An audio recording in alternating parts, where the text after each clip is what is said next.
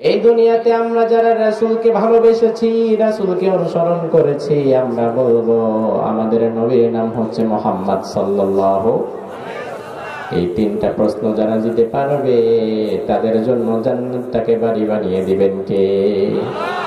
আর এই তিনটা প্রশ্ন যারা দিতে পারবে না তাদের কপালে মায়ের আছে না নাই?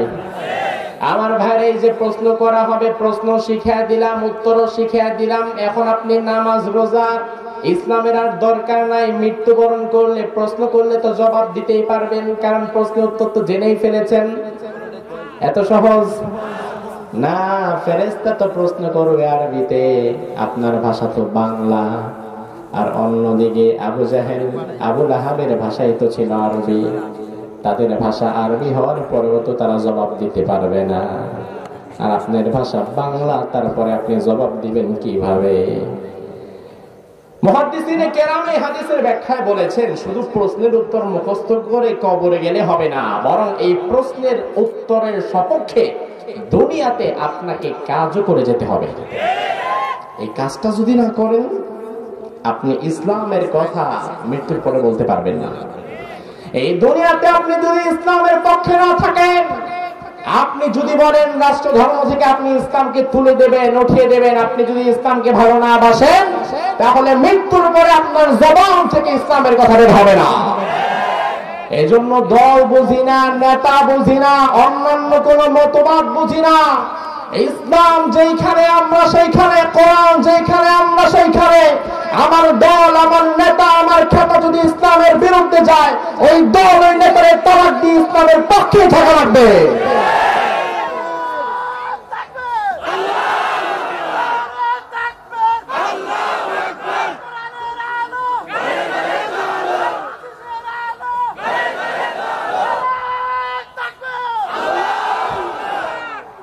রাগ করছেন?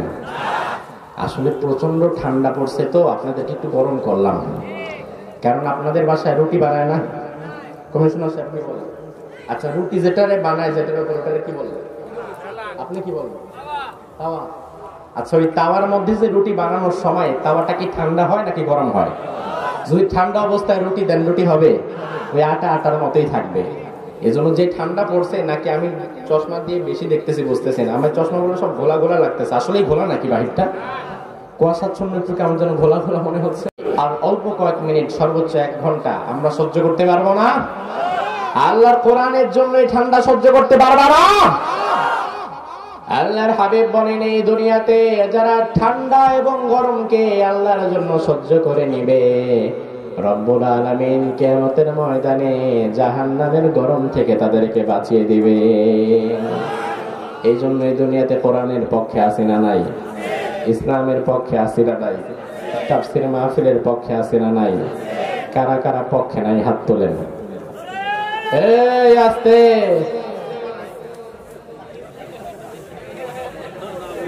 দেখছেন? একটু মনোযোগটা টেস্ট করলাম। বাপরে বাপ, জমি তাকবীর করছে, আমার তো ব্যাগ গেল লাগানো দরকার ছিল। যাক, মুরব্বীরে তাড়াতাড়ি স্টপ করে দিলাম, উল্টা কথায় তাকবীর দিলে আবার সমস্যা। সমস্যা নাই, এই যে আমার বাবা যে তাকবীর ধরেছে, এটা কি তার গোনা হয়েছে? বুঝুক আর না বুঝুক, তাকবীরটা যে ধরছে তার মানে বুঝতে হবে অন্ধভাবে তিনি ইসলামের পক্ষে আছেন, ঠিক কিনা?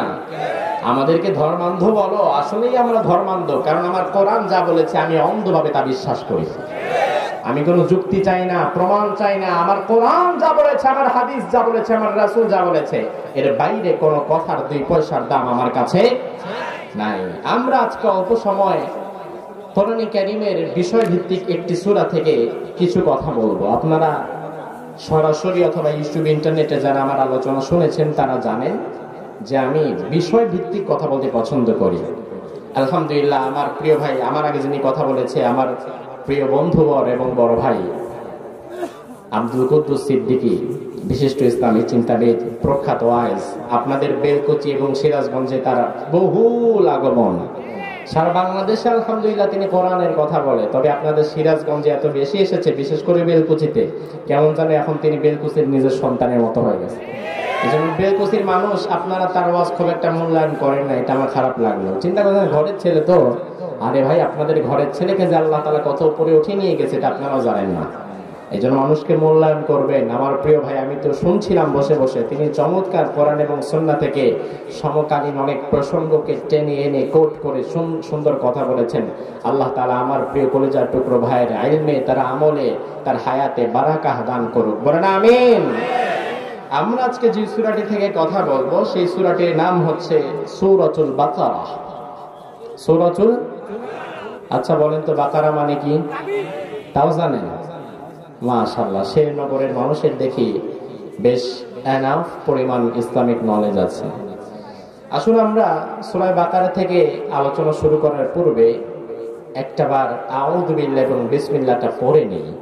কারণ কোরআনের মাহফিলের একটা রুলস হচ্ছে আউযু বিল্লাহি এবং বিসমিল্লাহ পড়ে শুরু করতে হবে। তাহলে শয়তানের সব ধোঁকা থেকে যিনি আপনাকে বাঁচিয়ে দিবেন, সেফ রাখবেন, প্রোটেক্ট করবেন, তার নাম কি? এজন্য আউযু বিল্লাহটা কণ্ঠ ছেড়ে, হৃদয়ের সবটুকুন ভালোবাসা দিয়ে গলা ছেড়ে পড়তে পারবেন না? পড়েন, আউযু বিল্লাহি মিনাশ শাইতানির রাজিম, বিসমিল্লাহির রহমানির রহিম, আলিফ লাম মিম, যালিকাল কিতাবু লা রাইবা ফীহি হুদাল লিল মুত্তাকিন। সুবহানাল্লাহ বলেন। কথাগুলো কার? এই যে যারা আউযু বিল্লাহ বিসমিল্লাহ পড়লেন, প্রত্যেকটা অক্ষরের বিনিময়ে আমলনামা যিনি 10টি করে নেকি লিখে দিলেন, তার নাম কি? আমার ভাই রব্বুল আলামিন, সূরা বাকারা হচ্ছে কোরআনে কারীমের সবচাইতে বড় সূরা। পুরো কোরআনে রব্বুল আলামিন সূরা বাকারার চাইতে বড় আর কোন সূরা দেয় নাই। সবচাইতে বড় সূরা সূরা বাকারাকে আল্লাহ বানিয়েছেন। এই সূরা বাকারার মতো বড় সূরা কোরআনে কারীমে আর নাই। This is the biggest surah of the Holy Quran. কোরআনে কারীমের সবচাইতে বড় সূরা। সুবহানাল্লাহ। এই সূরার প্রথম আয়াতে আল্লাহ বললেন আলিফ লাম মিম। এর অর্থ দুনিয়ার কোন মুফাসসির ব্যাখ্যা করতে পারবে না। আমি আর কি মুফাসসির, আমার দাদার দাদাও এই আলিফ লাম মিমের অর্থ জানে না, কারণ রাসূল এই অর্থটা আমাদেরকে শিখান নাই। এজন্য মুফাসসিরে কেরাম এই আলিফ লাম মিমের পাশে লিখে দিয়েছেন আল্লাহু আ'লামু বিমুরাদিহি। এই আলিফ লাম মিমের অর্থ একমাত্র জানেন একজনই, তার নাম কি? আর দুনিয়ার কাউকে আল্লাহ আলিফ লাম মিমের অর্থ জানান নাই। وقال بعض المفسرين هذا سر بين الله وبين رسوله। কোন কোন মুফাসসির বলেছেন এই আলিফ লাম মিম, এই সিক্রেট ওয়ার্ডটা আল্লাহ এবং রাসূলের মধ্যে একটা গোপন বিষয়, যে বিষয়টা আল্লাহ তাআলা দুনিয়ার সাধারণ মানুষের কাছে প্রকাশ করে নাই। রব্বুল আলামিনের পরেই বললেন যালিকাল কিতাব, যালিকাল কিতাব, যালিকাল কিতাব। এই আয়াতটা তো আমাদের অধিকাংশের মানুষের মুখস্থ। যালিকাল কিতাব মানে হচ্ছে এটা এমন একটা কিতাব। শেরনগরের মানুষ বুঝে থাকলে জবাব দেন। এটা এমন একটা কিতাব বলতে আল্লাহ তাআলা কোন কিতাবকে বুঝিয়েছেন? আপনার ক্লাসের বাংলা বই নাকি ইংলিশ বই? কোন বই? আরো জোরে, কোন কিতাব? যালিকাল কিতাব আয় মানা হাযাল কিতাব। এইটা এমন একটা কিতাব বলতে এই কোরআনকে বুঝিয়েছে। আপনি আসলে কোনোদিন এই কোরআনের দাম আপনি দিতে পারলেন না। এই কোরআনের মর্যাদা যে কত এটা আপনি বুঝতেই পারলেন না। অথচ আল্লাহ তাআলা এই কোরআনকে আপনার কাছে দেওয়ার পূর্বে সবার আগে এই কোরআনকে আল্লাহ আসমানের কাছে দিতে চেয়েছিলেন। আপনি তো জানেন না। আসমানের কাছে রাখতে চেয়েছিলেন, জমিনের কাছে রাখতে চেয়েছিলেন, পাহাড়ের কাছে রাখতে চেয়েছিলেন। কোরআন কারীমে বর্ণনাগুলো এসেছে।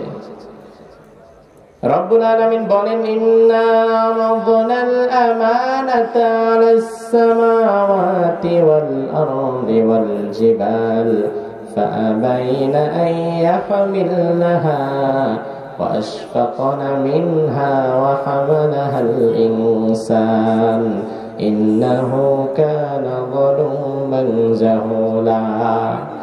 এই কোরআনকে আমি আল্লাহ সবার প্রথম আসমানের কাছে দিয়ে বললাম, ও আসমান, আমার এই কোরআনটাকে একটু রাখতে পারবি নাকি? আসমান বলে, আল্লাহ না না, এই কোরআন রাখার মতো ক্ষমতা আমাদের আসমানের মধ্যে নাই। আল্লাহ এবার জমিনকে বলল, জমিন রে, আমার কোরআনটা তোর মধ্যে দে, একটু রাখতে পারবি নাকি? জমিন বলে, আল্লাহ না না, এই কোরআন গ্রহণ করার মতো ক্ষমতা আমাদের কাছেও নাই। এবার আল্লাহ তাআলা পাহাড়গুলিকে বললেন, ও পাহাড়, আমার কোরআনটা রাখতে পারবি নাকি? পাহাড় বলে, আল্লাহ না না, যে কোরআন আসমান পারে নাই, জমিন পারে নাই, আমি পাহাড়ের উপরে কোরআনটা দিলে আমি পাহাড় ভেঙে চুরমাচুর হয়ে নিচে পড়ে যাব। কোরআনের এই ভার আমরা বহন করতে পারবো না। রব্বুল আলামিন বললেন 4 নম্বরে, ওয়াহামালাহাল ইনসান, অবশেষে 3 জনের কাছ থেকে রিজেক্টেড হয়ে আমি আল্লাহ তাআলা কোরআনটাকে মানুষের হাতে দিয়ে দিলাম। খুশি হইতে পারে নাই? খুশি হইতে না পারেন নাই দেখে সুবহানাল্লাহ বলতে পারেন নাই? আবার বলি, দেখেন, আসমান নিতে পারে নাই, জমিন নিতে পারে নাই, পাহাড় পর্বত নিতে পারে নাই, নিতে পেরেছি আমরা। নিতে পেরেছে কারা? নিতে পেরেছি আমরা। এই জন্য কোরআন নিতে পারার কারণে অন্তর থেকে একবার আলহামদুলিল্লাহ বলার দরকার আছে না নাই? বলেন আলহামদুলিল্লাহ।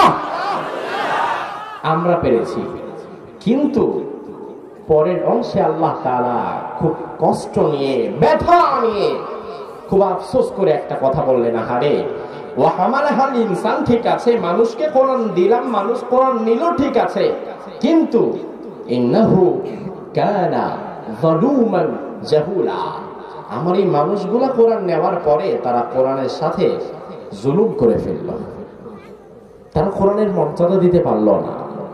জালিকাল কিতাবের ব্যাখ্যা করছে, দেখেন, আল্লাহ বললেন, আমরা নাকি কোরআন নেওয়ার পরে কোরআনের সাথে জুলুম করেছি, আমরা নাকি এটার মর্যাদা দিতে পারি নাই। আপনি বলবেন, হুজুর, পারলাম না কেমনে? আমার মসজিদে তো কোরআন আছে, আমি তাকে সুন্দরভাবে রেখে দিয়েছি। আমার বাসায় কোরআন আছে, আমি গিলাফের মধ্যে মুড়িয়ে সুন্দর করে রেখে দিয়েছি।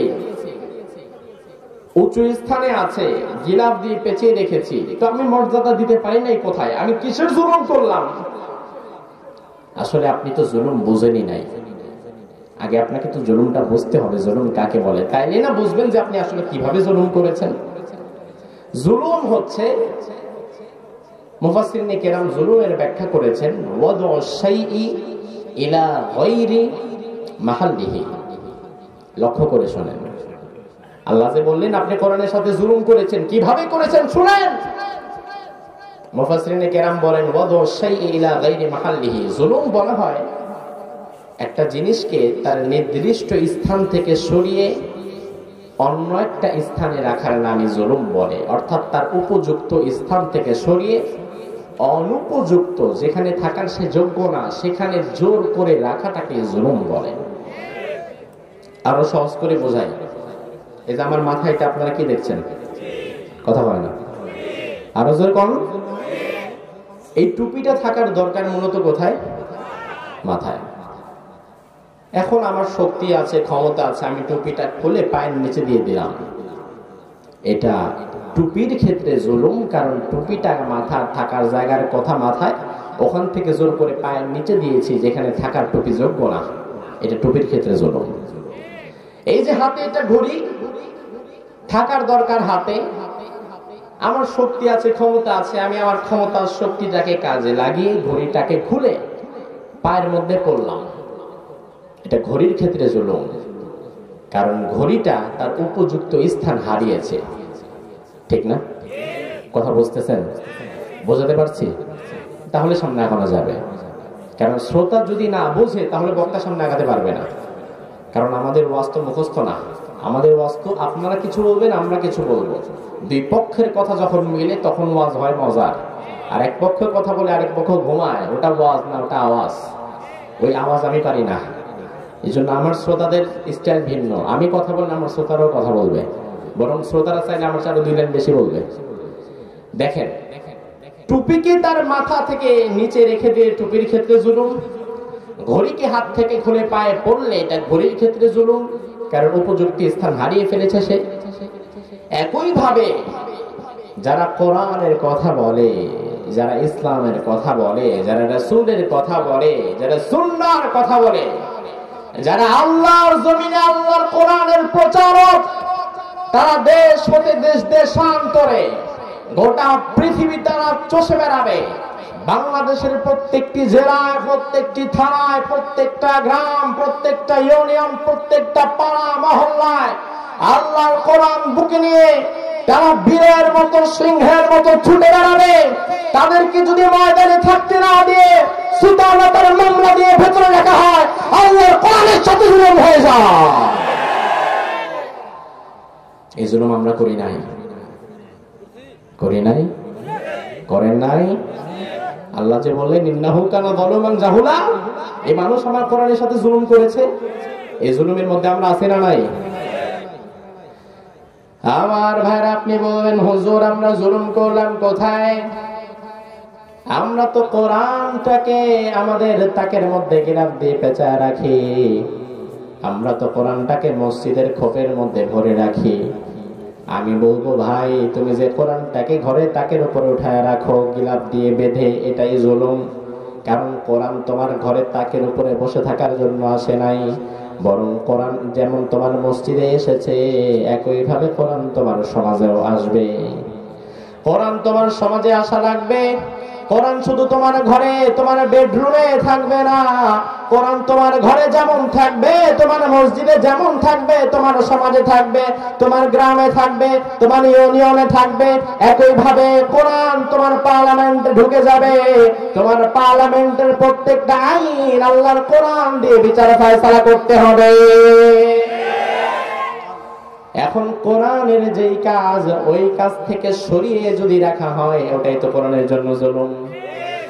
এখন কোরআনের জন্য জুলুম, এই জুলুমের মধ্যে তো আমরা অনেকেই ঢুকে গিয়েছি।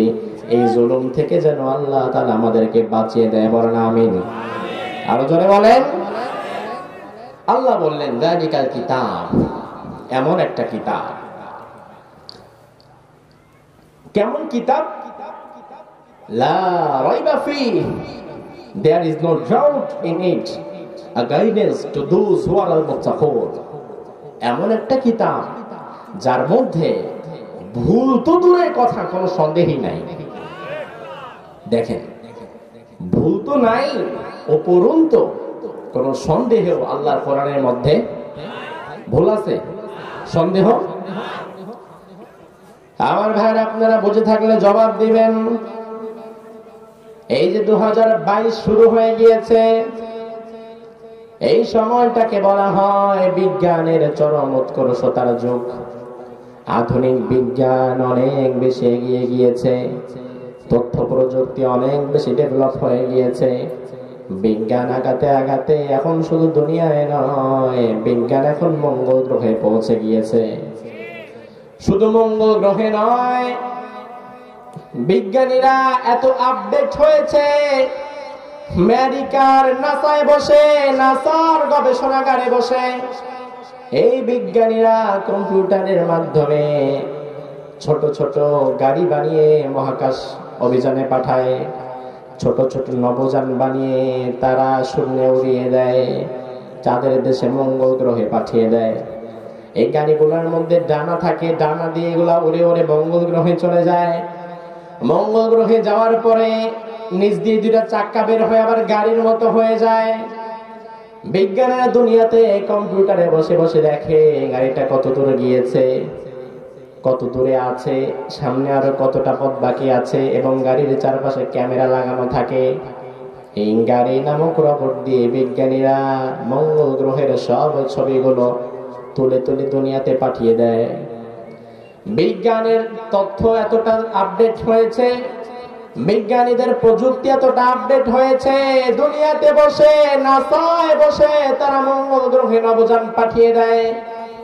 শুধু তাই নয়, মঙ্গল গ্রহে ওই ছোট্ট গাড়িটা চলার সময় চলতে চলতে চলতে চলতে গাড়িটা যদি কোনো পাথরের সঙ্গে ধাক্কা লেগে উল্টে যায়, তাহলে দুনিয়াতে কম্পিউটারের মধ্যে একটা বাটন প্রেস করলে গাড়িটা ওখান থেকে আবার সোজা হয়ে যায়। একটা চাপ দিলে হাজার হাজার লক্ষ মাইল দূরে একটা গাড়ি আবার সোজা হতে পারে। আমার ভাইরা, দুনিয়ার বিজ্ঞান এত বেশি এগিয়ে গিয়েছে তথ্য এবং প্রযুক্তির মাধ্যমে, কম্পিউটার সায়েন্সের মাধ্যমে।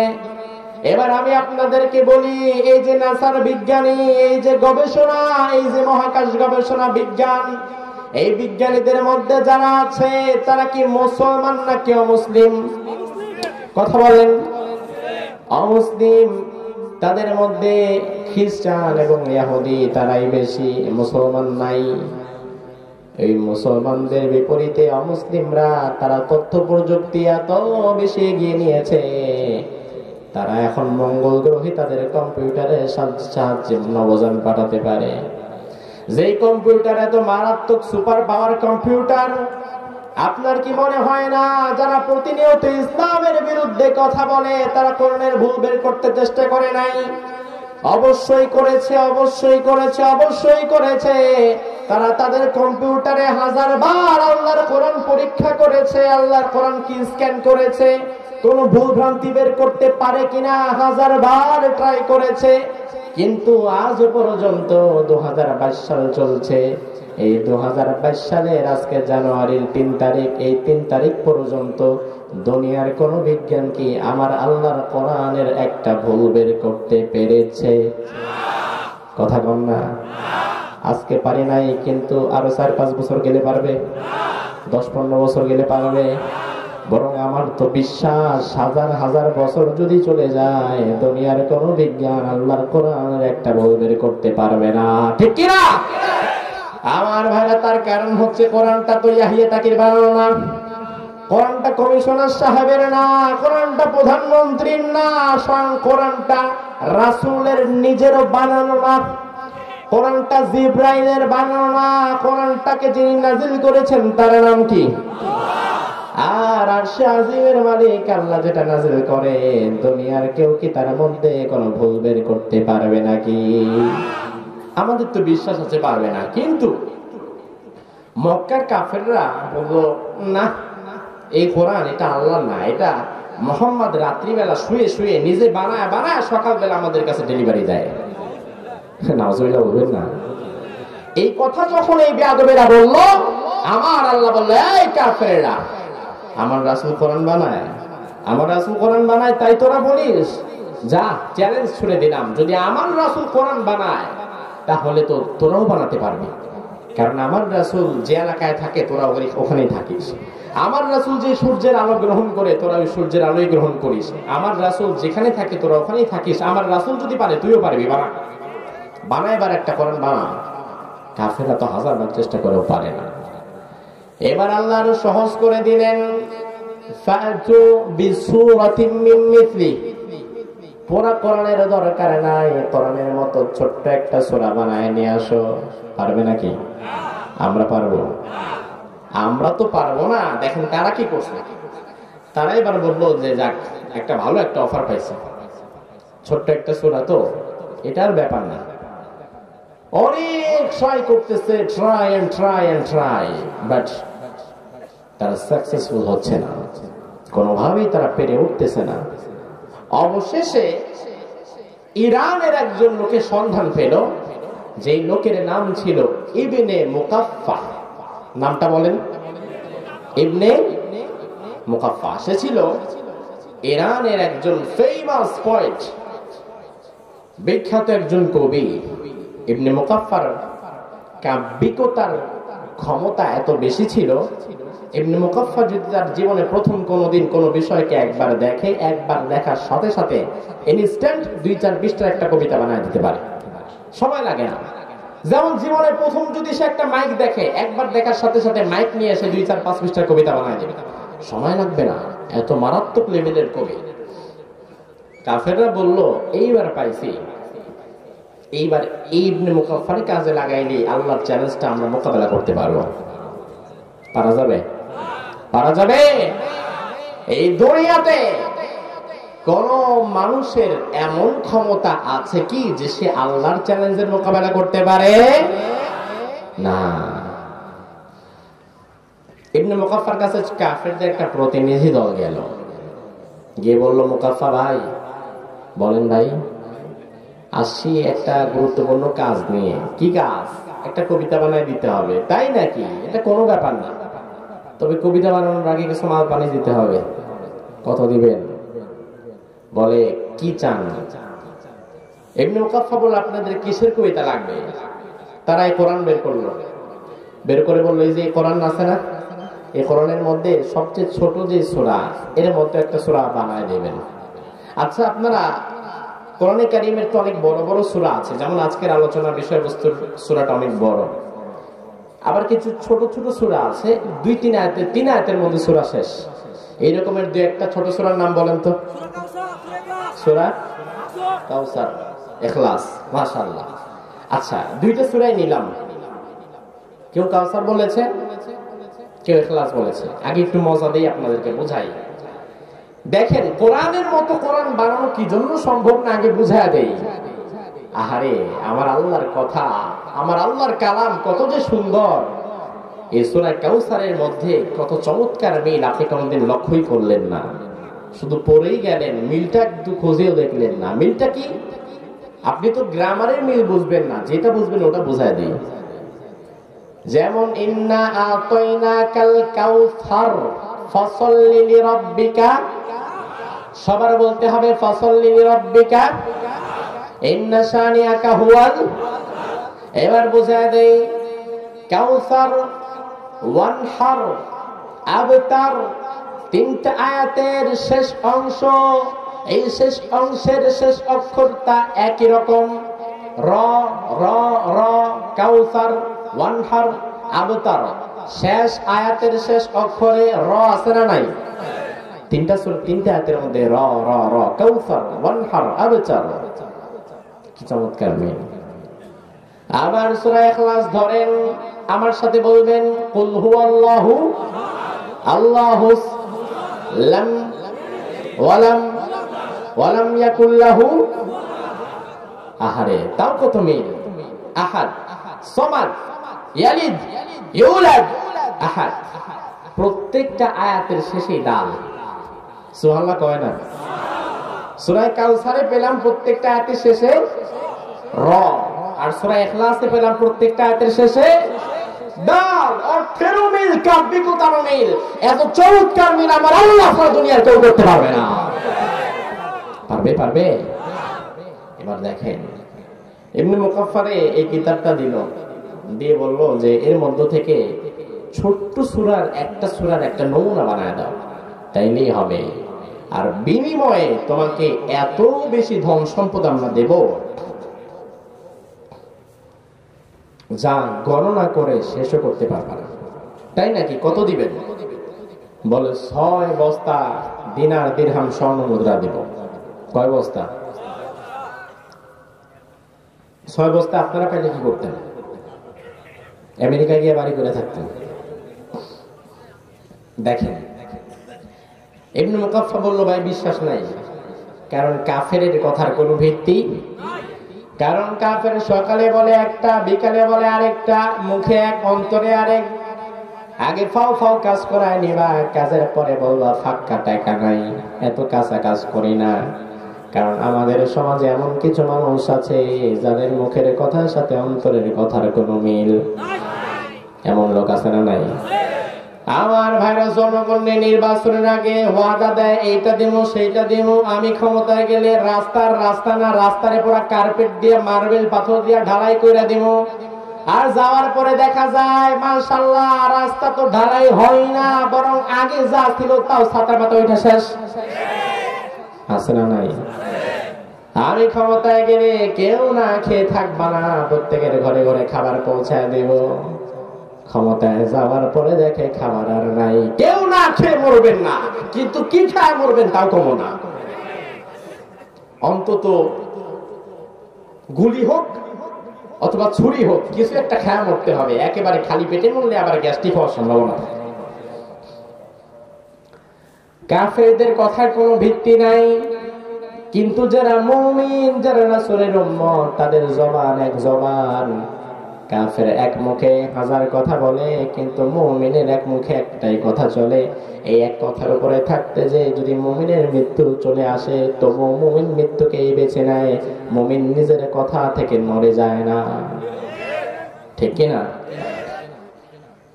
আমাদের সমাজে অনেক লোক আছে যারা মানুষকে অনেক আশা দিয়ে কাজ করায়, কাজ করানোর পরে টাকা পয়সা দেয় না, বা যে আশা দিয়েছিল ওই আশা আর পূর্ণ করে না। এরকমের লোক নাই? আজ থেকে 5-7 বছর আগের ঘটনা। আমি একবার দেখলাম যে এক ছেলে সহজ সরল, এলাকার কিছু সহজ সরল ছেলে থাকে না, বোকা শোকা টাইপের, সহজ সরল বোকা শোকা মানুষ। আমি দেখলাম এরকমের এক ছেলে রাস্তার ধারে বসে কাঁদতেছে। কিরে পাগল, কাঁদছিস কেন? কি হয়েছে? লারি ভাই বললেন না, সামাদ ভাই আমার গাছে উঠাইছে ডাব পাড়ার জন্য, এত কষ্ট করে গাছে উঠছি, দেখেন হাতটা ছিলে গেছে, এত উঁচা গাছ, এখন আমার আর কিছু দেয় না। আমি বললাম কিছু দেয় না মানে তোমার কি কিছু দেওয়ার কথা ছিল? বলে হ্যাঁ। আমি বললাম কি কথা ছিল? বলে আমার এইসব বলছে যে তুই একটু ডাবগুলা পায়রাতে কষ্ট করে, একটু কষ্ট করে ডাবগুলা পেরে দে, পেরে দিলে তোরা আমি খুশি করে দেবো। যা ওই লোক সহজ সরল ভাবছে আলহামদুলিল্লাহ টাকা পয়সা বা ডাব টাব বেশি করে দিয়ে হয়তো আমার খুশি করে দিবে। এখন অনেক কষ্ট করে হাত পা ছিলা গাছ থেকে ডাব এক গাদি পায়রা নামছে। এবার আসছে ভাই এই যে ডাব তো পায়রা আনছি।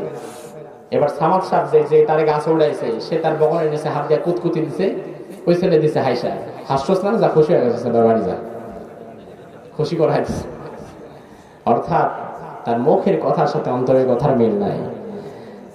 আমার ভাই ইবনে মুকাফফা বলে না তোমাদের প্রতি বিশ্বাস নাই, আগে কিছু অ্যাডভান্স দিয়ে যাও।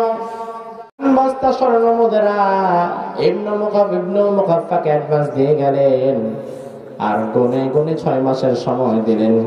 কাফেররা বললেন 6 মাস পরে এসে কোরআনের মতো করে আরেকটা কোরআনের যে সূরা, ওই সূরাটা আমরা তোমার থেকে নিয়ে যাব। আমার ভাই 1 মাস চলে যায়, 2 মাস চলে যায়, 3, 4, 5, 6, 7, 8, 9, 10 মাস চলে যায়, 1 বছর পার হয়ে যায়, ইবনে মুকাফফার কোনো খবর নাই। 6 মাসের সময় দেয়া হয়েছিল, এখন 1 বছর পার হয়ে গিয়েছে, তবু ইবনে মুকাফফার কোনো খবর নাই। এবারে কাফেররা অবশেষে ইবনে মুকাফফার কোনো খোঁজ খবর না পেয়ে কাফেররা এবার ইবনে মুকাফফাকে খোঁজার জন্য তার বাড়ির দিকে রওনা দিল। কারণ 3 বস্তা স্বর্ণ মুদ্রা যে দিছি, এটা নিয়ে কি বাড়া ভাইগা গেছে নাকি অন্তত দেখা দরকার। কাফেররা খুঁজতে খুঁজতে ইবনে মুকাফফার বাড়িতে চলে গেল। দরজায় নক করে বলল, ইবনে মুকাফফা, আমাদেরকে যে কোরআনের মতো আরেকটা সূরা দেওয়ার কথা ছিল, 6 মাসের সময় তুমি নিয়েছিলে, ওই 6 মাস ওভার হয়ে এখন তো আরো 6 মাস বেশি হয়ে গিয়েছে, আমাদের সূরার কোনো খবর নাই কেন? এখন আজকে আসছি, সূরা ছাড়া আমরা বাড়ি যাব না। ইবনে মুকাফফা বলল ঠিক আছে, আসো, সূরা দিতে হলে আমার সাথে একটু ভেতরে যাওয়া লাগবে। কাফেররা বলল কেন? বলে হাসো, একটু আমার রুমে যাওয়া লাগবে। কাফেররা ইবনে মুকাফফার সঙ্গে তার স্টাডি রুমে চলে গেল। যাওয়ার পরে দেখলো সেখানে এই রকমের অনেকগুলো কাগজের টুকরা মুড়িয়ে আছে, মুড়িয়ে মুড়িয়ে এগুলোকে ফেলে দেওয়া হয়েছে। আমাদের মধ্যে আমরা যারা স্কুল কলেজ ভার্সিটি মাদ্রাসায় পড়েছি, অনেক সময় প্রিন্সিপাল বরাবর অথবা স্যার বরাবর মাঝে মাঝে দরখাস্ত লিখতে হয়।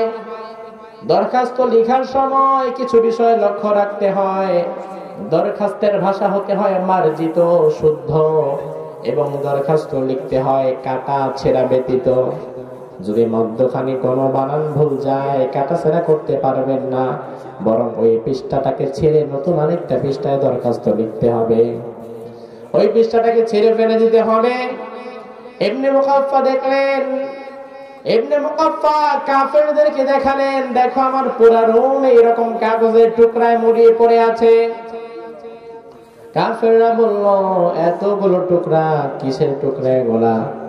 এবার ইবনে মুকাফফা বলল, আজ থেকে 1 বছর আগে তোমরা যে আমার কোরআন লেখার মতো কাজ দিয়েছিলা, ওই দিন কাজ দেওয়ার পরে আমি যখন কোরআন সামনে রেখে সূরা কাউসারটা খুললাম, খোলার পরে কলম এবং কালি নিয়ে আমি বসে পড়লাম। আমি ভেবেছিলাম সর্বোচ্চ আমার 1 থেকে 1.5 মিনিট লাগবে, এর বেশি সময় আমার লাগবে না একটা সূরা বানাতে।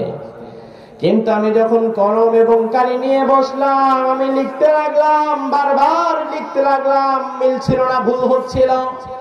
যতবার ভুল হচ্ছিল আমি পৃষ্ঠাটাকে টেনে ছিঁড়ে ফেলে দিলাম, নতুন আরেকটা পৃষ্ঠা লিখলাম।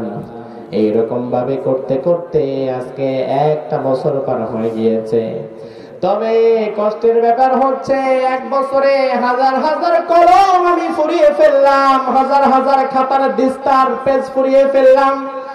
1 বছর সমানে কোরআনের মতো করে আরেকটা কোরআন বানাবার জন্য চেষ্টা করলাম, কিন্তু আমি ইবনে মুকাফফা 1 বছরের মধ্যে আল্লাহর কোরআনের মতো সূরা তো দূরের কথা, একটা আয়াত পর্যন্ত আমি বানাতে পারি নাই। ইবনে মুকাফফা যেটা পারে নাই সেটা আমরা পারবো? দুনিয়ার কেউ পারবে না। এজন্যই তো আল্লাহ সূরা বাকারার প্রথমেই বললেন লা রাইবা ফি, এমন একটা কিতাব, সন্দেহ তো দূরের কথা, ভুলও নাই, সন্দেহ নাই, এমন প্রপার অথেন্টিক ভাবে আল্লাহ তাআলা আমাদের কাছে কোরআন নাযিল করলেন। আচ্ছা, এবার সচেতন মানুষ, আমি জানি আপনারা সচেতন মানুষ, এটার প্রমাণ হচ্ছে কোরআনের আলোচনা আপনারা শুনছেন, বুঝতে পারছেন। এবার আপনাদেরকে একটা প্রশ্ন করি, সচেতনতার সঙ্গে উত্তরটা দেবেন। প্রশ্নটা হচ্ছে, যে কোরআনের এত দাম, যে কোরআন আল্লাহ নির্ভুল ভাবে, সন্দেহাতীত ভাবে নাজিল করলেন, আমাদেরকে দিলেন, এটা কি এমনি এমনি দিলেন নাকি বিশেষ কোন উদ্দেশ্যে দিলেন? এমনি হুদাই নাকি বিশেষ কোন উদ্দেশ্যে, বিশেষ কোন কাজে? ওই কাজটা কি? ওই কাজটা হচ্ছে আপনার সন্তানের যখন পেট ব্যথা করবে তখন কোরআন পড়ে আপনার পানি পড়া দিয়ে আপনার সন্তানকে একটু পানি খাওয়া দিবে। এটাই হচ্ছে বিশেষ কাজ।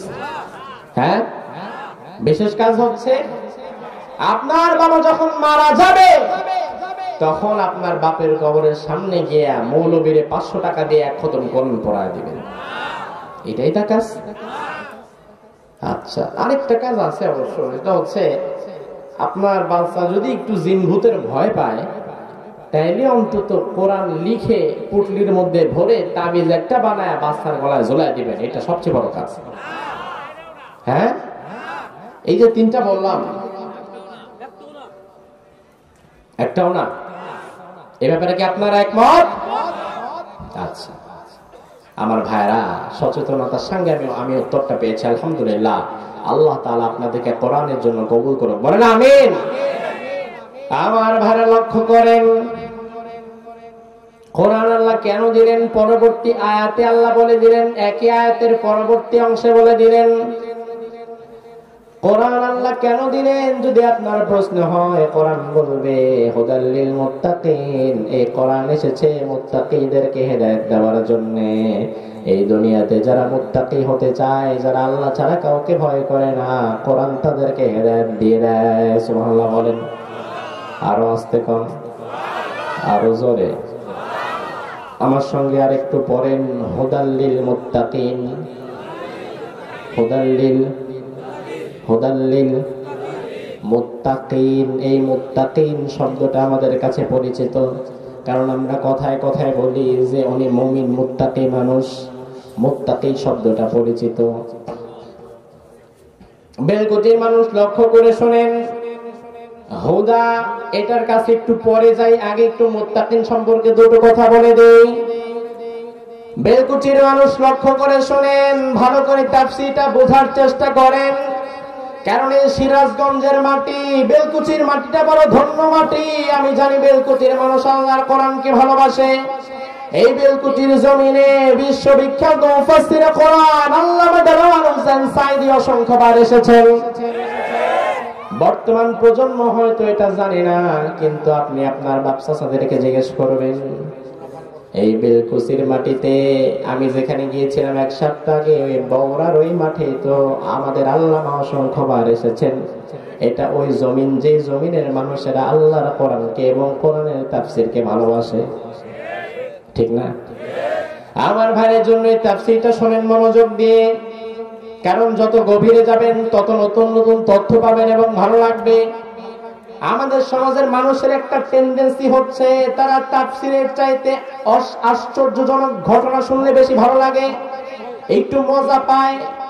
ও ভাই আমার, ঘটনা যদি আপনি শুনেন, খারাপ না শুনতেই পারেন, তবে একটা ঘটনা, এই ঘটনা যখন শুনবেন সাময়িকভাবে মজা দিবে, এই ঘটনা আপনার জীবনে কাজে লাগবে না। কিন্তু আপনি যদি কোরআন থেকে ধারাবাহিকভাবে তাফসীর শুনেন, তাহলে এই কোরআনের তাফসীর আপনার জীবনটাই পরিবর্তন করে দিতে পারে। এই জন্য আমার ভাই একটু মনোযোগ দিয়ে অল্প কয়েকটা মিনিট কথাগুলো শুনতে রাজি আছেন তো? আগাও সামনে। আমার ভাইরা, রব্বুল আলামিন বললেন আলিফ লাম মিম যালিকাল কিতাবু লা রাইবা ফীহি হুদাল লিল।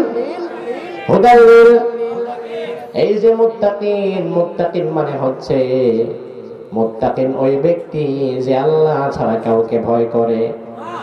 একমাত্র ভয় করতে হবে কাকে? আল্লাহ ছাড়া দুনিয়ার কাউকে ভয় করা চলবে না।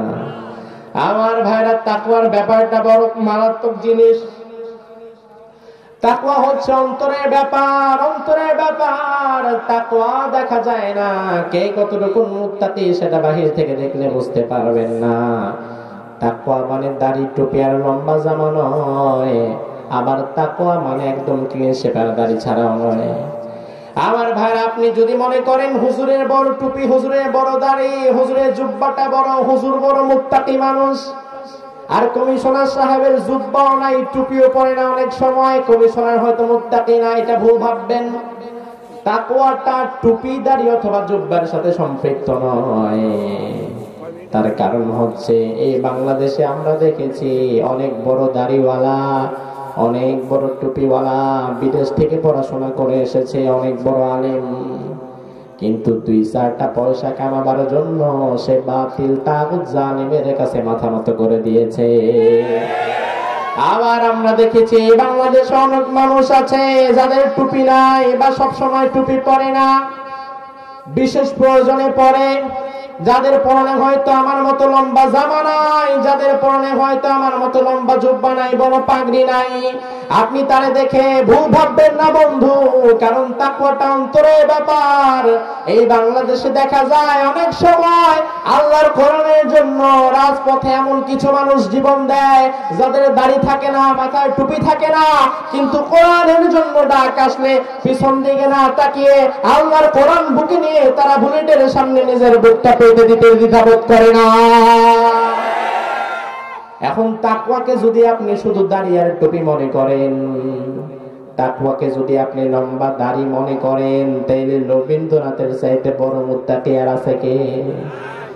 তাকওয়াকে যদি আপনি শুধু পাগড়ি মনে করেন, তাইলে ভারতের সাবেক মন্ত্রী মনমোহন সিং এর চাইতে বড় মুত্তাকি আর আছে কে? তাকওয়াকে যদি আপনি শুধু লম্বা জামাই মনে করেন, তাহলে শিখদের চাইতে বড় মুত্তাকি আর আছে কে? ও ভাইরা আমার, তাকওয়াটা অন্তরের ব্যাপার। এই দুনিয়াতে যে আল্লাহ ছাড়া কাউকে ভয় করে না, একমাত্র সেই মুত্তাকি হতে পারে। এই দুনিয়াতে আমরা যারা আছি, আমরাও বলতে পারি, বুকে হাত দিয়ে বলতে পারি, আমরা আল্লাহ ছাড়া কাউকে ভয় করি। করেন? যদি আমাদেরকে কেউ এসে বলে, এই তাফসীর মাহফিল বন্ধ কর, কোরআন ছাড়তে হবে, ইসলাম ছাড়তে হবে, আল্লাহ ছাড়তে হবে, আমরা কি ছেড়ে দিব? আর কথা বলেন। যদি বলে, যদি আল্লাহকে না ছাড়িস, যদি ইসলামকে না ছাড়িস, তাইলে তোর বুক বরাবর একটা গুলি করব, তখন আমরা বলবো, বাপ রে বাপ, সাইরা দিন আমি ইসলাম, জয়রাম জয়রাম। এমনটা বলবেন?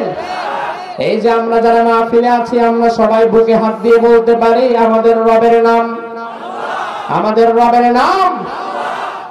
এটা বলতে পারলেন এই কারণে, কারণ এখন আপনারা কেউ পিটাচ্ছে না, কেউ বাধা দিচ্ছে না, কিন্তু আল্লাহ না করুক, আল্লাহ না করুক, আল্লাহ না করুক, আমার বাংলাদেশের পরিবেশ পরিস্থিতি যদি কখনো আফগানিস্তানের মতো হয়ে যায়, আমার বাংলাদেশের পরিবেশ পরিস্থিতি যদি কখনো সিরিয়ার মতো হয়ে যায়, ইরাক সোমালিয়ার মতো হয়ে যায়, কাশ্মীরের মতো হয়ে যায়, আর কোন জালিম বাতিল তাগুত যদি আপনার মাথায় টিগার রেখে বলে আল্লাহ ছাড়তে হবে, কোরআন ছাড়তে হবে, ইসলাম ছাড়তে হবে, তাফসীর মাহফিল ছাড়তে হবে। ওই কঠিন দিনে কামানের গোলার সামনে, টিগারের সামনে, জালিমের সামনে মাথা উঁচু করে কাকা বলতে পারবে আমি মুসলমান।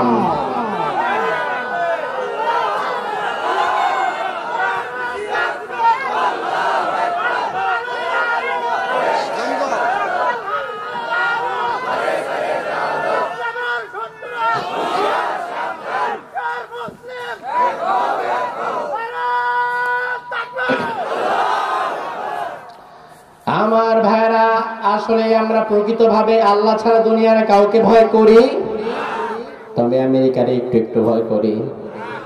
হ্যাঁ, আমেরিকা তো দূরে, কিন্তু ভারত তো কাছে, ভারতের একটু ডরান না? একবার এক সাংবাদিক সাহেব আমার জুমার মসজিদের পরে বললেন, আমি সাভারে যেখানে জমা পড়াই, এসে বললেন, হুজুর আপনি যে এত বড় বড় কথা বলেন আমেরিকার বিরুদ্ধে, ভারতের বিরুদ্ধে, আপনার কি ভয় লাগে না? আমি বলি কেন? বলে তাদের কাছে তো অস্ত্রের অভাব নাই। আমি বললাম কি কি অস্ত্র আছে বলেন। আমাকে বলা হলো তাদের কাছে আছে অস্ত্র, ট্যাঙ্ক, কামান, বিমান, এই রকমের অনেক বড় বড় অস্ত্র আছে। আমার ভাই, আমি বললাম তাদের কাছে আছে ট্যাঙ্ক, কামান, বিমান, আর এর বিপরীতে মুমিনের হৃদয়ের মধ্যে আছে ঈমান। আর এই দুনিয়াতে ঈমানের পাওয়ার এত বেশি, ঈমানের শক্তি এত বেশি, ঈমানের পাওয়ারের সামনে দুনিয়ার রাজা মহারাজারা পর্যন্ত মাথা নত করতে বাধ্য হয়। এজন্য মুমিন দুনিয়ার কাউকে ভয় করে না। আমাদেরকে বলা হয় ভারত আমাদের বন্ধু, তাদের বিরুদ্ধে কেন কথা বলেন? আমি বলি ভাই, জীবনে কোনোদিন আমি ভারতের বিরুদ্ধে কথা বলি নাই, বলবো না। কি দরকার? ভারত তো একটা দেশ, এই দেশের বিরুদ্ধে আমি কেন কথা বলবো? বরং আমি তো ভারতে প্রত্যেক বছর অনেক প্রোগ্রাম করতে যাই, তারা তো আমাকে ভিসা দেয়, কি দরকার তাদের বিরুদ্ধে কথা বলার? আমি কখনো ভারতের বিরুদ্ধে কথা বলি না, আমি কথা বলি শুধুমাত্র ভারতের জালিমদের বিরুদ্ধে। আমরা আমেরিকার বিরুদ্ধে কথা বলি না, চায়নার বিরুদ্ধে কথা বলি না, মায়ানমারের বিরুদ্ধে কথা বলি না, ভারতের বিরুদ্ধে কথা বলি না। আমরা সব সময় জালিমের বিরুদ্ধে কথা বলি।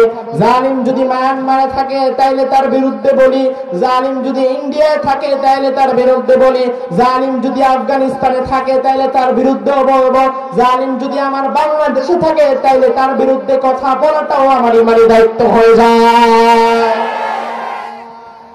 আমাদের যেসব ভাইরা বলেন ভারত আমাদের বন্ধু, আমিও বলি হ্যাঁ বন্ধু, তবে সেটা ক্ষেত্র বিশেষ। আর ভারতের বন্ধুত্বটা বোঝা বড় দায়। ভারতের বন্ধুত্ব বুঝতে হলে খুব সূক্ষ্ম মেধা লাগবে আপনার, নাইলে এত সুন্দর বন্ধুত্ব আপনি বুঝতে পারবেন না। ভারতের বন্ধুত্ব বোঝার জন্য একটা ছোট্ট ঘটনা বলি আপনাকে, শোনেন মনোযোগ দিয়ে, তাইলেই বুঝবেন আসলে কেমন বন্ধু। একবার এক এলাকায় একজন পীর সাহেব ছিল। কি ছিল? আচ্ছা বলেন তো, বক্তার থাকে শ্রোতা, নেতার থাকে কর্মী, আর পীরের কি থাকে? পীরের কি থাকে? মুরিদ। এখন এক এলাকার এক পীর সাহেবের বেশ কিছু মুরিদ ছিল। এখন আমার 10,000 মুরিদ আছে, 10,000 মুরিদ ভালো থাকতে হবে এমন তো কথা না, এর মধ্যে দুই একটা তো খারাপও থাকতে পারে।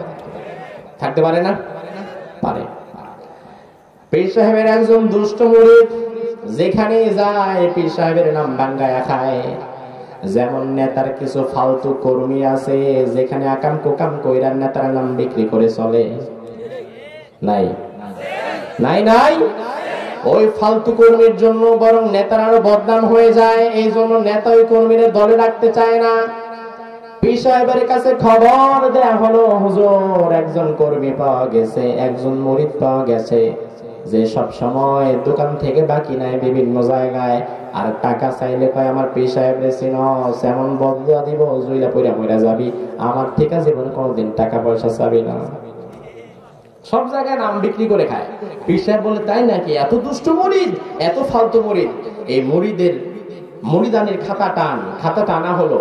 আজকে ওর নাম আমি কেটে দিলাম, যা এই লোককে বের করে দে দরবার থেকে, এই লোক যেন আমার মুরিদের পরিচয় দিতে না পারে।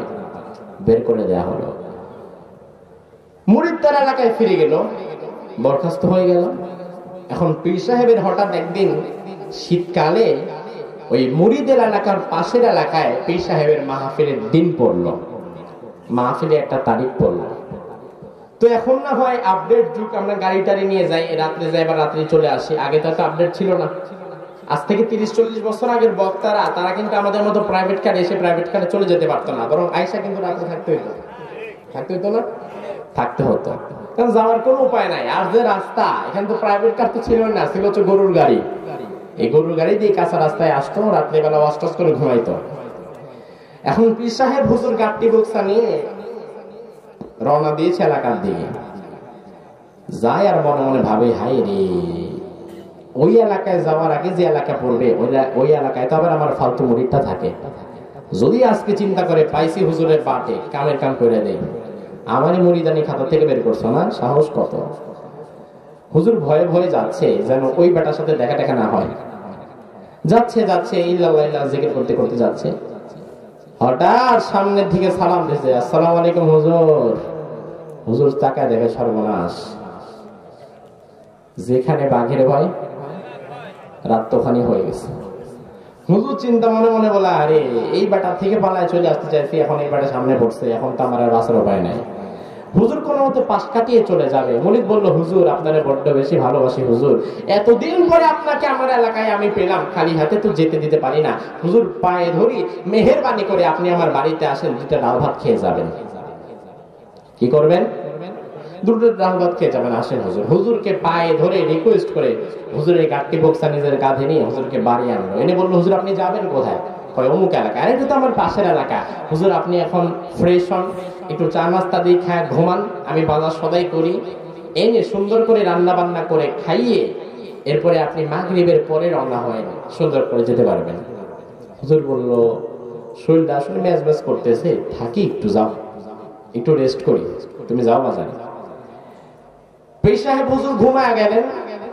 এদিক দিয়ে ওই আল্লাহর ওলি বুঝছেন তো, আল্লাহর ওলি ফুলের কলি, এবার উনি বাজারে চলে গেলেন। বাজারে গিয়ে মাছ গোস্ত পোলাও টোলাও যা আছে কিনে টিনে বিবিরে আনলেন, এনে রান্না বান্না করলেন। হুজুরকে বিকেলে ঘুম থেকে ওঠেন, হুজুর উঠলেন, খাওয়ালেন দাওয়ালেন ভরপুর, মেহমানদারিতে কোনো ত্রুটি রাখলেন না।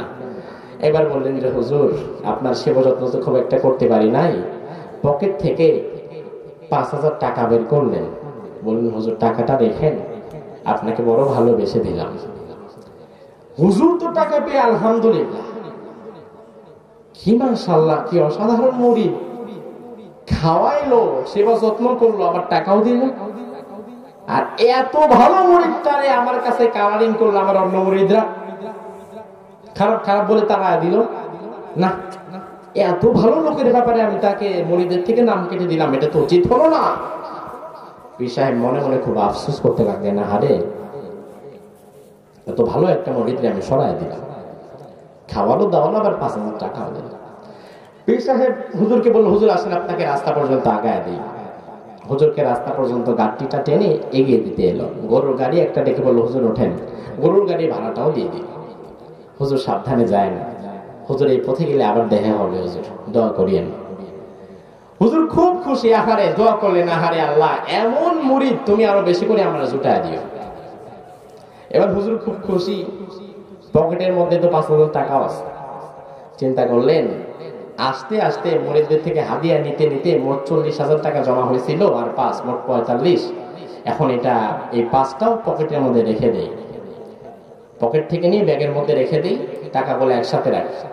ব্যাগ খুলে পকেটের 5,000 টাকা ভেতরে রাখতে গেলেন, রাখতে গিয়ে দেখে সর্বনাশ, আগের 40-এর খবর নাই। পীর সাহেবের মাথায় হাত, কিরে 40 কই গেল? এবার গাড়ি থামা, গাড়ি থামায়া জুব্বা পাগড়ি মাগড়ি যা আছে সব ঝাড়া দিতেছে, কিরে টাকা কই গেল? ব্যাগ ঝাড়ে কিন্তু টাকা পড়ে না, কারণ পীর সাহেব ঘুম পাড়ায়া ওই দুষ্ট মুরিদ পীর সাহেবের পকেট থেকে আগে 40 মারছে, মারার পরে 5,000 টাকা দিয়ে বাজার সদাই করছে, 5,000 টাকার বাজার সদাই করে খাইয়েছে, আর 5,000 টাকা তারা হাদিয়া দিয়েছে। আপনাদের বুঝে থাকলে একটু বলেন তো, ওই দুষ্ট মুরিদ পীর সাহেবের পকেট থেকে মেরেছিল কয় টাকা? কথা বলেন। 40,000 আর বাজার খরচ 5,000, হাদিয়া 5,000, 10,000 দিল কয় হাজার? কথা কয় না? খরচ করলো কত? টোটাল খরচ পীর সাহেবের পেছনে তার হয়েছিল 10, আর মারছে কত? আমিও বলি ভারত আমাদের বন্ধু, কিন্তু ভারত আমাদের ওই মুরিদের মতো বন্ধু। মুরিদ যেমন পেট থেকে পকেট থেকে 40 নিয়ে 10 দেয়, ভারত যদি কখনো আমার কিছু দেয় তার ডাবল আমার থেকে আদায় করে নেয়।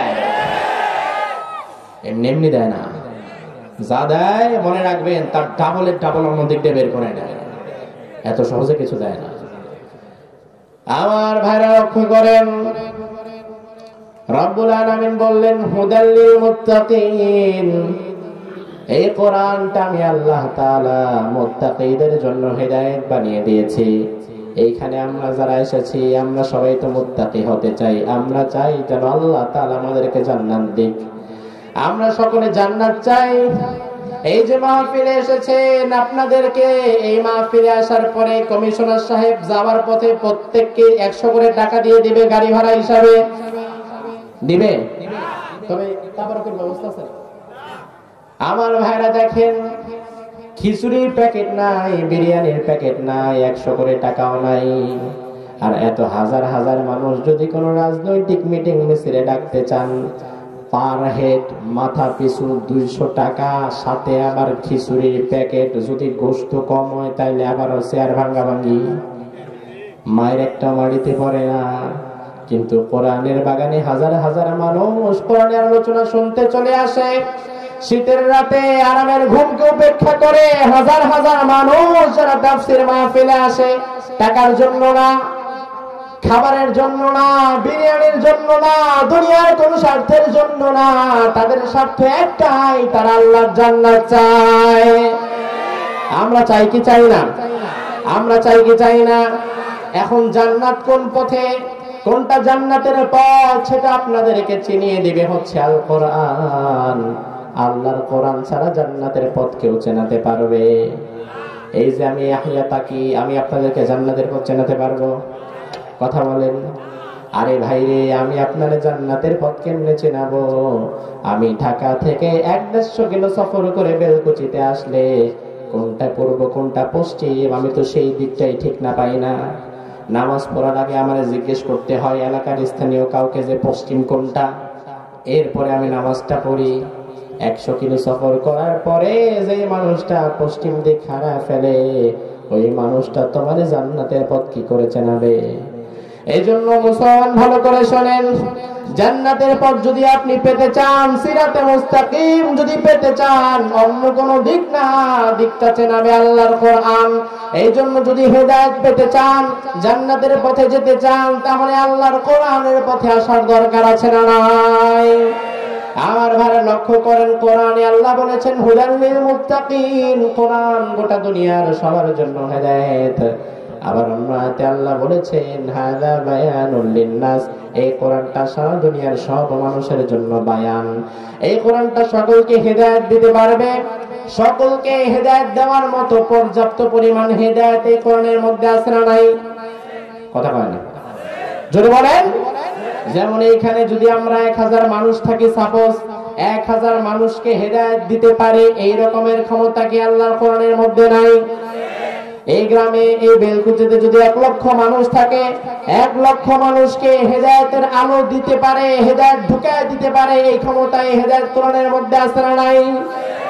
কিন্তু দিন শেষে প্রশ্নটা হচ্ছে হেদায়েত পাচ্ছে কয়জন? হেদায়েত পাচ্ছে কয়জন? মসজিদে যারা যায় সবাই কি হেদায়েত পায়? সবাই কি আল্লাহরে পায়? মসজিদে যারা যায় সবাই আল্লাহরে পায় না, বরং কেউ কেউ তো জুতা পায়, সুন্দর জুতা দেখলে চুরি কইরা ভাইগা যায়। তার কারণ হচ্ছে মসজিদে যে আল্লাহরে খুঁজতে যায় সে আল্লাহরে পেয়ে যায়, আর মসজিদে যে দামি জুতা খুঁজতে চায় সে দামি জুতাই পেয়ে যায়। এই জন্য এই মাহফিলে প্রত্যেক দিন বাংলাদেশে কিন্তু মাহফিল কম হয় না।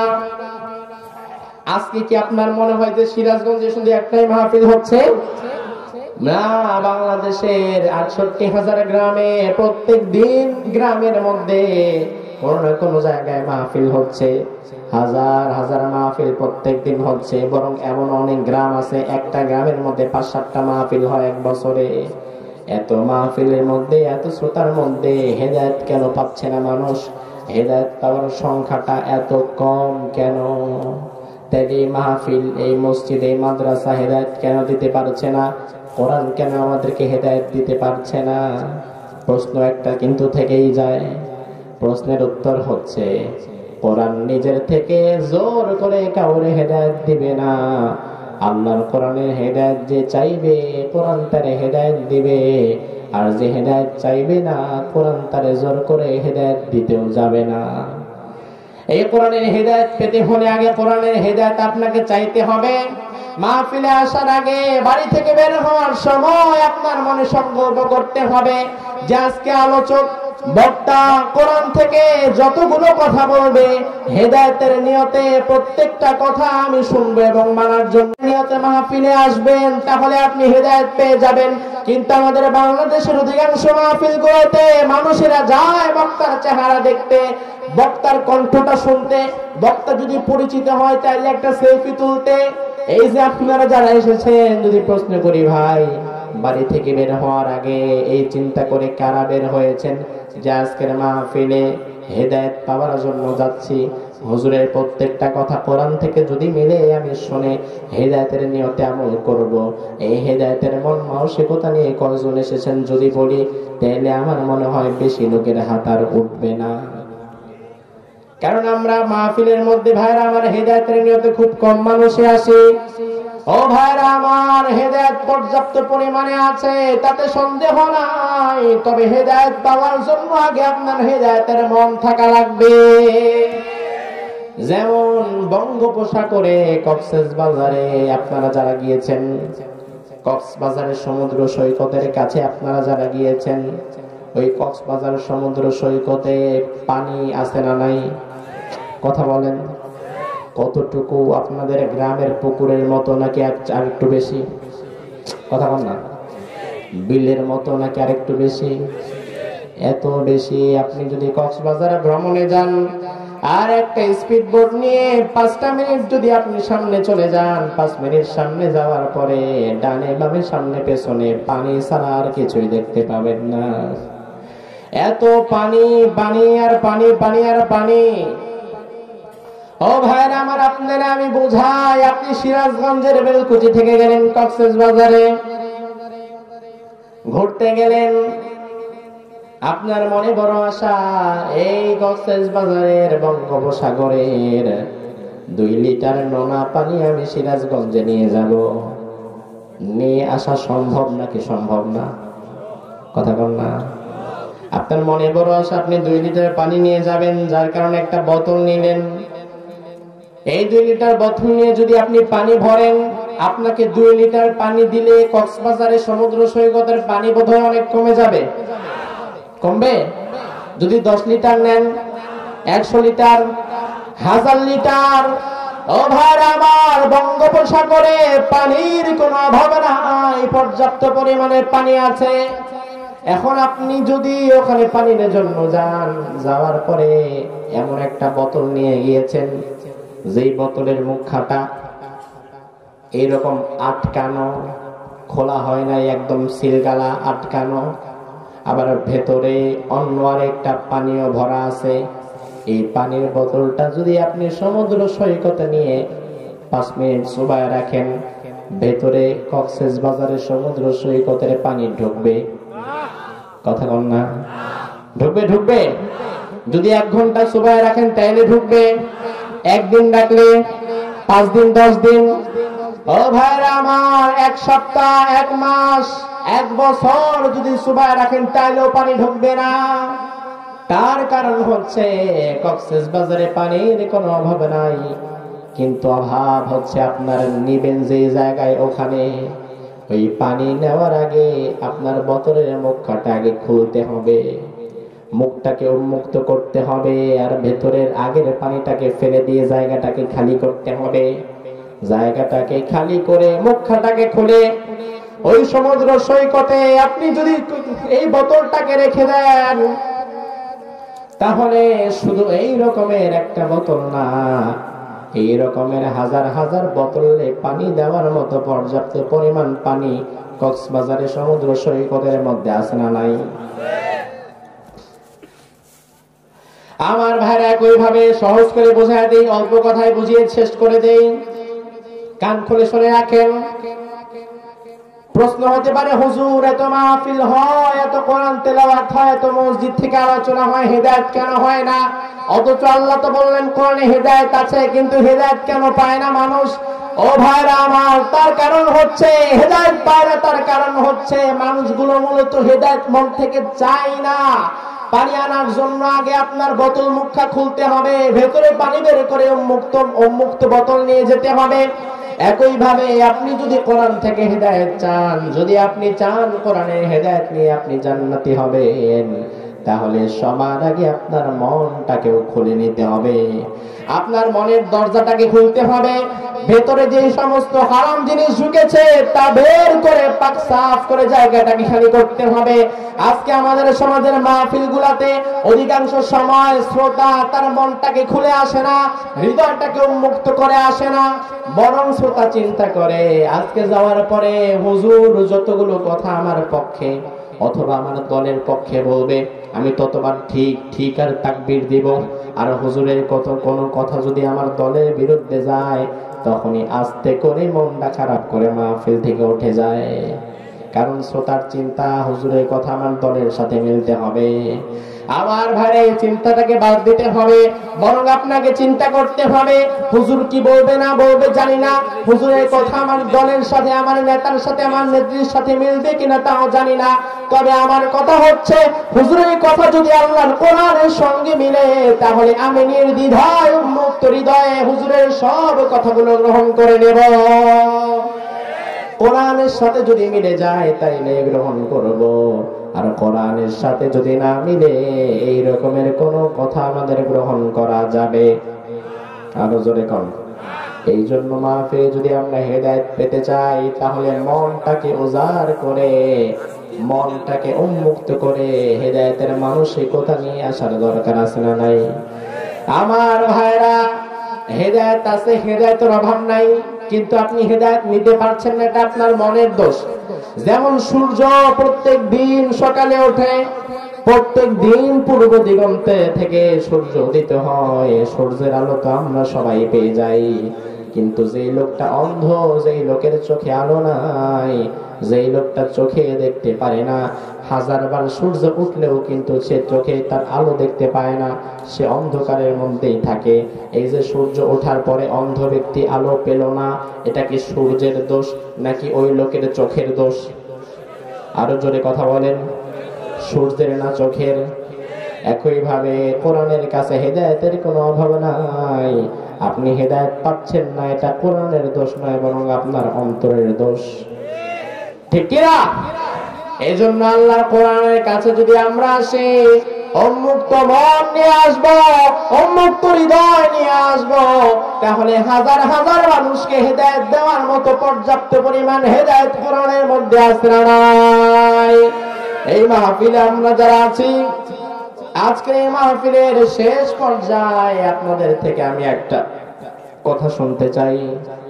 এই মাহফিলে আমরা যারা আছি একটু আওয়াজ করে উত্তর দেবেন। আমাদের এই আশা, এই বসা, এই কষ্টগুলো, এর পেছনে উদ্দেশ্য টাকা, জোরে, ক্ষমতা, খাবার পাওয়া, বরং আমাদের উদ্দেশ্য হচ্ছে আল্লাহর জান্নাত। কথা বলেন। আমার ভারত ছোট্ট একটা হাদিস বলে শেষ করে দিয়ে যাই। এই যে আমরা মাহফিলে যারা আসলাম এবং মোনাজাত দিয়ে যারা আমরা উঠে যাব বলে ভাবলাম, ফেরেশতারা এই মাহফিলের চারপাশ ঘুরঘুর করে। মাহফিলটা যখন শেষ হয়, আমরা যখন বাড়ি চলে যাই, এই ফেরেশতারা তখন আমাদের আমলনামাগুলো নিয়ে সাজিমে উঠে যায়। আল্লাহ বলে, ফেরেশতারা তোমরা কোথায় গিয়েছিলে? ফেরেশতারা বলে, আল্লাহ ওই যে সিরাজগঞ্জের বেলকুচির শেলনগরে তোমার কিছু আলফিয়া গোলামেরা কোরআনের একটা বাগান জমিয়েছিল, আর ওই বাগানে তোমার কিতাব থেকে আলোচনা করা হয়েছিল, আর ওই বাগান থেকে মধু নেওয়ার জন্য তোমার পাগল গোলামের আরামের ঘুম হারাম করে ঘন্টার পর ঘন্টা বসেছিল। এবার আল্লাহ বলবে, ফেরেশতারা আমার ওই গোলামগুলো আমার কাছে কি চায়? ফেরেশতারা বলবে, আল্লাহ তারা তোমার কাছে দুনিয়ার কিছুই চায় না, বরং তারা তোমার কাছে তোমার জাহান্নাম থেকে বাঁচতে চায়। আমরা চাই কি চাই না? নাকি জাহান্নামের আগুন সহ্য করতে পারবেন? জাহান্নামের আগুন বড় মারাত্মক আগুন। এই দুনিয়ার আগুনে যদি আপনি 1 মিনিট হাত দিতে পারেন তাইলে বুঝবেন আপনি কেমন জিনিস। 1 মিনিট লাগে না, আগুনের হালকা ছ্যাঁকা খাইলে তো চামড়াটা পড়ে যায়। আর এই দুনিয়ার আগুন তো জাহান্নামের আগুনের তুলনায় কিছুই না, কিছুই না। আল্লাহ রাব্বুল আলামিন বলেন, জাহান্নামের আগুন এত মারাত্মক আগুন, দুনিয়ার আগুন যদি আঙ্গুলে লাগে শুধু আঙ্গুল পুড়ে যায়, আর জাহান্নামের আগুন আঙ্গুলে লাগলে আঙ্গুলের তোরে কলিজাটা পুড়ে মুখ দিয়ে বের হয়ে যাবে। ফেরেশতারা বলবে, আল্লাহ তোমার এই পাগল গোলামগুলো তোমার জাহান্নাম থেকে বাঁচতে চায়, আমরা চাই কি চাই না? এবার ফেরেশতাদেরকে আল্লাহ বলবেন, ও ফেরেশতারা আমার এই গোলামগুলো আর কি চায়? ফেরেশতারা বলবে, আল্লাহ তারা তোমার তৈরি জান্নাত চায়, আমরা চাই কি চাই না? এবার ফেরেশতাদেরকে আল্লাহ বলবেন, ফেরেশতারা আমার গোলামগুলো কি আমাকে দেখেছে নাকি? বলে না। আমার জান্নাতটা কি দেখছে? বলে না। আমার জাহান্নাম দেখেছে? বলে তাও না। এবার আল্লাহ বলবে, ফেরেশতারা আমার যে গোলামগুলো আমি আল্লাহর দেখে নাই, আমার জান্নাত দেখে নাই, আমার জাহান্নাম দেখে নাই, আমার জান্নাত জাহান্নাম হাসর নাসর মিজান পুল সিরাত না দেখে, আমি আল্লাহকে না দেখে যারা ঘন্টার পর ঘন্টা আমার কোরআনের বাগানে এসে বসে থাকতে পেরেছে, তোদেরকে সাক্ষী রেখে আমি আল্লাহ আজকে ওয়াদা করেছি আমার ওই গোলামদের জীবনের সব গুনাহগুলো মাফ করে আমি আল্লাহ তাদের নামটা জান্নাতীদের মধ্যে লিখে দিলাম। ওই জান্নাত আমরা সবাই চাই কি চাই না? তবে জান্নাতে যেতে হলে হিদায়াতের দরকার, জান্নাতে যেতে হলে জান্নাতের পথটা আগে চেনা দরকার। আর জান্নাতের পথ আপনাদেরকে চেনাতে পারে একটা মাত্র কিতাব, সেই কিতাবের নাম কি? এই জন্য আমরা যেন আল্লাহর কোরআনের সঙ্গে থেকে জান্নাতি হতে পারি, জান্নাতে যেতে পারি। আল্লাহ তৌফিক দান করুন, বলেন আমিন।